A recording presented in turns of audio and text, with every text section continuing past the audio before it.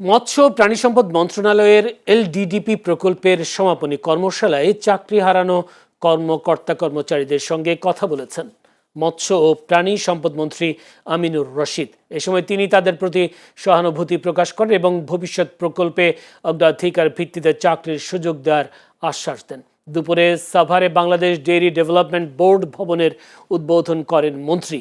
উদ্বোধন শেষে তিনি মোনাজাতে অংশ নেন এবং পরে সমাপনী কর্মশালায় যোগ দেন। কর্মশালায় মন্ত্রী বলেন, নতুন গঠিত এই বোর্ডের মাধ্যমে দেশের দুগ্ধ খামারিরা ব্যাপক সুবিধা পাবেন।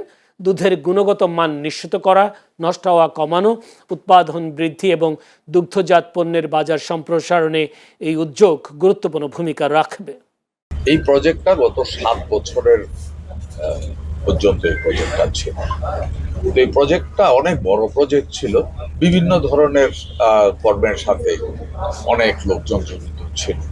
নর্মালি প্রজেক্টের নিয়ম হলো, যখন প্রজেক্ট শেষ হয়ে যায় তখন ওদেরকে অ্যাপয়েন্টমেন্ট দিতেই বলা হয় এই ফর প্রজেক্ট শেষ, আপনার জবও শেষ। বাট প্রজেক্টও শেষ হয়ে গেছে, অটোমেটিক তাদের জবও শেষ হয়ে গেছে। আর আপনি যেটা বললেন, আমি এদেরকে এখানে ডেকে নিয়েছি। হ্যাঁ, এটা তো এই বোর্ডের তো আগামী দিনেও আরো প্রকল্প সামনে আসবে। আমার তাদের সাথে কথা বলা, তারা এখানে রোদ্রে দাঁড়িয়ে আছে, ভাই পেটের দাম তো সবাই আছে, সে দাঁড়িয়ে আছে। আমি তো এই সেক্টরের লোক, যেহেতু এই সেক্টরের মন্ত্রী, সুতরাং আমি তাদের কথাটা শুনতে চাই। আমরা চেষ্টা করব ফিউচারে যদি কোনোদিন এই ধরনের কোনো প্রজেক্ট যদি আসে, তাদের অভিজ্ঞতাটা যেন কাজে লাগাইতে পারি, ওইভাবে আমরা চিন্তা হবে।